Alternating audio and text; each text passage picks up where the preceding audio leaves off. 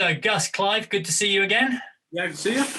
So, next on the hit list for today is the pack range and having maybe a quick recap about what's on offer. So, Clive, I think you were going to tell us give us a bit of an overview and an intro. Yeah, well, yes, again, I mean, Salewa, in the same way that it has clothes in every category, products in every category, in the pack area, it's pretty much spanning everything from moving fast and light through to big backpacking packs. I think what I'd say, and something that Gus will probably go into in a second, is recently the thing they've really been working on is back systems, that sort of body contact area. Yeah, there we go. I mean, it's all about making sure that breathability is there and the comfort is there while not sacrificing any sort of carrying comfort or ability.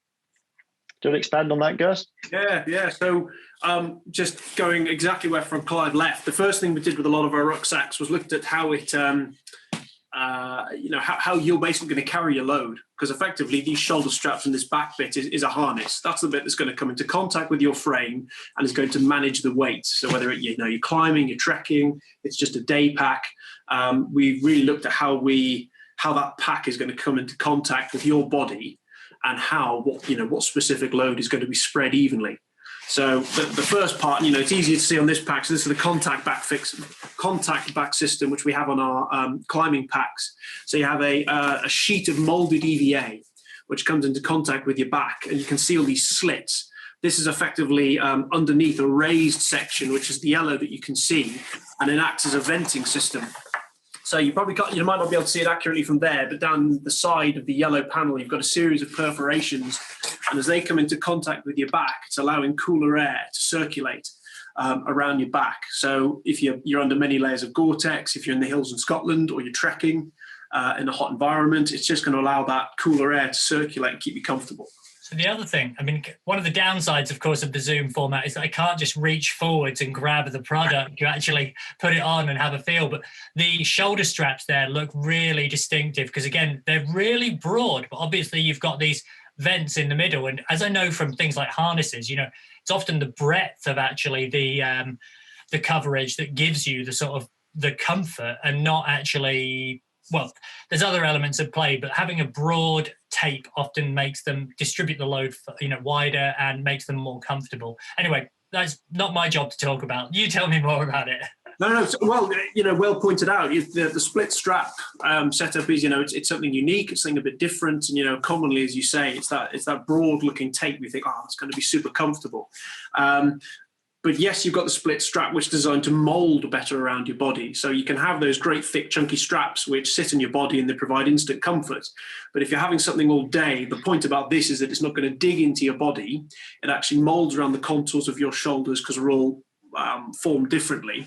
But also, again, building on that breathability aspect, it's still going to be more comfortable. You shouldn't be getting those hot, sweaty patches on your shoulders and the front of your body. And it's also backed up with the same EVA that's in the back system.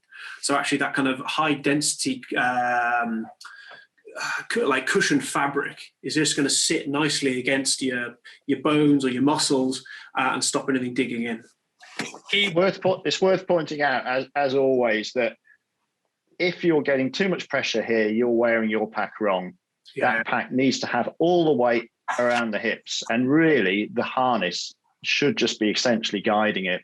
If you're carrying the weight on your shoulders, you're doing it wrong. This is many moons ago now, but back when I worked in Joe Brown's, actually, I remember just telling people to just, when you're putting them on, almost loosen the straps off as much as you can, get the waist belt sorted, and then do up the shoulder straps. Yeah. That's how you're going to ensure. I mean, otherwise you are just 100% shoulders, and that ain't where it's most comfortable. No. The interesting thing with these, again, the shame of not being able to be there and try it on with you, but is that what you've managed to do is get the airflow whilst actually keeping it quite slimline. Because the problem is I know that once some packs, obviously, by creating more airflow, create more distance in between your back and the pack. And the problem particularly from a climber's, mountaineer's or scrambler's perspective, someone that's moving over technical ground, is that then means that they're quite wobbly when you're moving from side to side, and looks like this has managed to keep it as low profile as possible.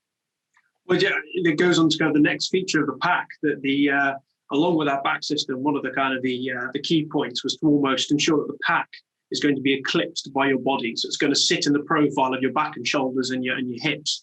And that pack doesn't want to be a hindrance. It's got to be something which is going to cinch into your body. And yes, you're carrying a load, but you're not going to be humping it around and it's going to hinder you. And the pack you've got as well, what is the name of this particular model as well?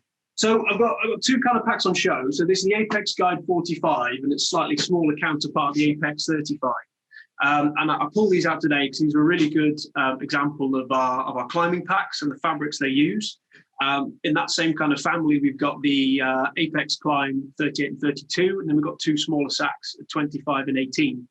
But what's nice about these, as well as the back system and that shape, is the face fabric that they use. So unlike kind of it's still a nylon base, but it's a material called Robic, which can kind of state it has its claims set in the kind of the sail fabric world.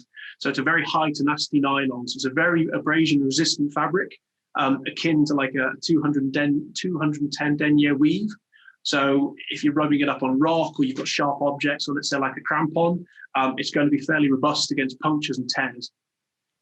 So as well as being exceptionally lightweight and resilient to absorbing moisture and water, you've got a nice, light, tough pack that's strong enough to carry your typical kit for a mountain day. Again, sounds like a good all-rounder, really.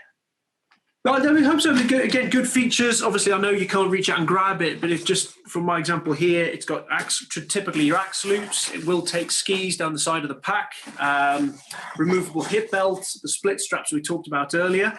You can take the whole lid off. So you've got a massive lid pocket with a secure lip, so things shouldn't be falling out the second you access them. All important rope carry. And then you've got a roll top lid with a single cell inside and two big pockets that you can access externally of the lid. So if you do decide to ditch the lid, you've still got that easy to hand storage space. I know that you're both in the Lake District today, albeit in different parts of the Lake District. And I must admit that seeing this pack makes me very excited about days out in the mountains when we're actually allowed to go out in the mountains again. I know, it's annoying, isn't it? We'll get there. We will. Hey, well, thanks for taking us through that, guys. That was really good. And let's catch up for another product very soon. Fantastic. Cheers, Rob. Thanks.